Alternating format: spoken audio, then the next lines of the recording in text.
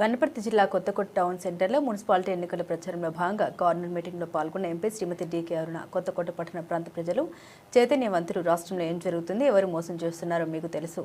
దమ్ముంటే నరేంద్ర మోదీ అమిత్ షాలు ఒక్క సీటు గెలుచుకోండి అని రేవంత్ రెడ్డి సవాల్ చేస్తున్నాడు. నరేంద్ర మోదీ అమిత్ షాల దమ్ము చూస్తే ఒక్కరోజు కూడా సీఎం సీట్లో కూర్చోలేవు రేవంత్ రెడ్డి. కేంద్రం నిధులు లేకపోతే రాష్ట్రంలో ఒక్క పని కూడా చేయలేదు. అధికారంలోకి వస్తే కేసీఆర్ను బొక్కుల వేస్తా అన్నాడు. ప్రజలు కేసీఆర్ను ఫామ్ హౌస్కి పరిమితం చేశారు. అదే ప్రజలు వేసిన పెద్ద శిక్ష అంటున్నాడు. ఈ రెండు పార్టీల మధ్యలో లోపాయకారి ఒప్పందం ఉంది కాబట్టి చర్యలు లేవు. కొత్తకోట మున్సిపాలిటీ అభివృద్ధి చెందాలంటే బీజేపీని గెలిపించుకోవాల్సిన అవసరం ఉందని అన్నారు.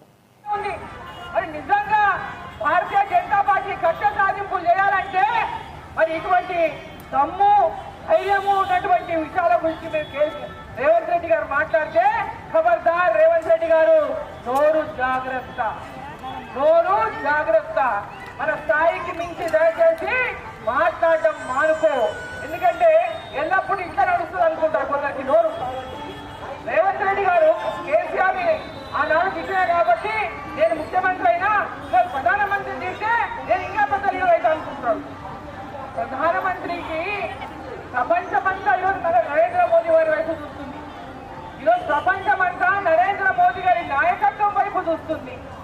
నరేంద్ర మోదీ గారు భారతదేశంలో ఈరోజు ప్రతి ఒక్క పేద బిడ్డ, గ్రామీణ ప్రాంతాల్లో ఉన్నటువంటి పేదవాళ్ళు, యువకులు, రైతులు, మహిళలు, అన్ని వర్గాల వారిని అభివృద్ధి కోసం వికసిత్ భారత్ లక్ష్యంతో నరేంద్ర మోదీ గారు ముందుకు పోతా ఉంటారు. 2047లో మన స్వతంత్రం వచ్చి 100 ఏళ్ళు అవుతుంది. ఆనాటికంతా మన భారతదేశం ప్రపంచ దేశాల్లో మొట్టమొదటి స్థానంలో ఉండాలని నరేంద్ర మోదీ గారు ఇలా పనిచేస్తా ఉన్నారు.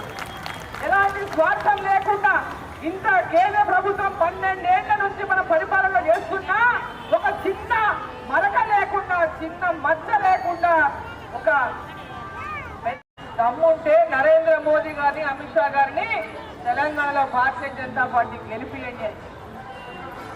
వారి దమ్మును చూడాలంటే ఒక్క రోజు కూడా కుర్చీలో ఉండలేడు రేవంత్ రెడ్డి గారు. వాళ్ళ దమ్మే చూడాలనుకుంటే ఒక రోజు కూడా కుర్చీలో ఉండలేడు.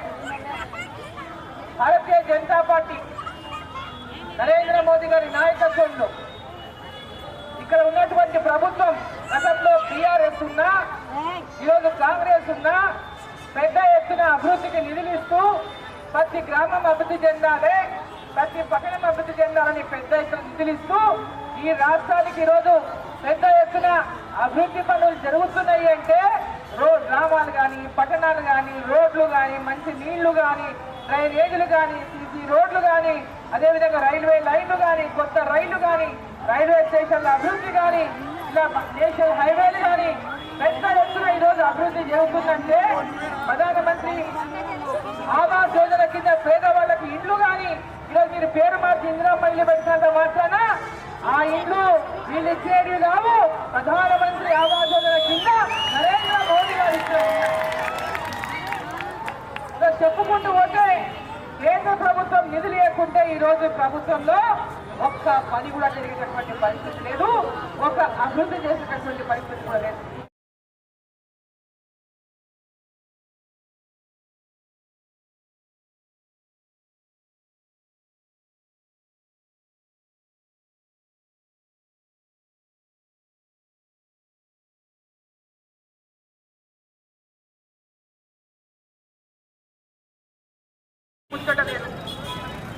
రిటైర్ అయినటువంటి వాళ్ళకు, రిటైర్ అయినటువంటి ఎంప్లాయీస్ కూడా వాళ్ళ యొక్క బెనిఫిట్స్ లేవు, రిటైర్మెంట్ బెనిఫిట్స్ లేవు.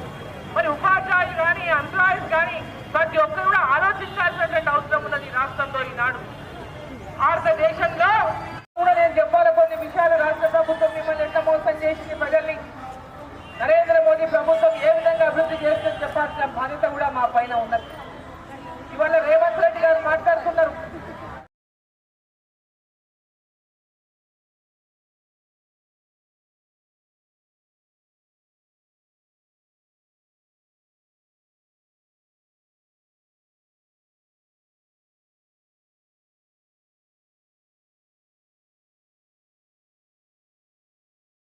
ఇంటికి కూడా రేపు ఎండాకాలం వస్తుంది, ఎక్కడెక్కడో ఇల్లు కట్టుకున్నారు. ప్రతి ఇంటికి కూడా తాగునీళ్ళ 9 పైప్ లైన్లు వేయాలి, ప్రతి ఇంటికి నల్లా నీళ్ళు ఇవ్వాలని ఈరోజు ఆ పథకాన్ని కేంద్ర ప్రభుత్వం 15 కోట్లు దగ్గర కేంద్రం శాంక్షన్ చేసింది కొత్తకోట మున్సిపాలిటీకి. ఆ పనులు కూడా మీ మున్సిపాలిటీలో మన భారతీయ జనతా పార్టీ జెండా ఎగరేయండి. మొట్టమొదటగా దానికే మనం శంకుస్థాపన చేస్తామని చెప్పి మీకు అందరూ కూడా కొనిచేస్తాం. కేంద్ర ప్రభుత్వం ఇచ్చినటువంటి అభివృద్ధి పథకాలన్నీ కూడా పేద ప్రజల కోసమే, గుర్తుపెట్టుకోండి. ఎంతో దూరం ఆలోచించి నరేంద్ర మోదీ గారి ప్రభుత్వం ఒక ప్రణాళికాబద్ధంగా గ్రామాలను అభివృద్ధి చేస్తుంది, పట్టణాలను అభివృద్ధి చేస్తుంది. అదేవిధంగా ప్రతి ఒక్క ఇండ్లు పేదవాళ్ళకి ఇండ్లు ఇవ్వాలని చెప్పి ఇండ్లు ఇస్తా ఉంది ప్రతి సంవత్సరం. ఈ సంవత్సరం 4.5 లక్షల ఇండ్లు ఇచ్చింది తెలంగాణకు. ఈ సంవత్సరం 4.5 లక్షల ఇండ్లు ఇచ్చింది. ఇంకొకటి చెప్తా, ఇందిరమ్మ ఇల్లు అంటున్నారు కదా వాళ్ళు. ఆ ఇందిరమ్మ ఇళ్ళకి పైసలన్నీ ఎవరివి? ఆ ఇందిరమ్మ ఇళ్ళకి పైసలన్నీ నరేంద్ర మోదీ ప్రభుత్వానివే. మీరు తినే బియ్యం అంతా ఎవరివి? పేద ప్రజలు తినేటటువంటి రేషన్ బియ్యం అంతా ఎవరు ఇస్తున్నారు?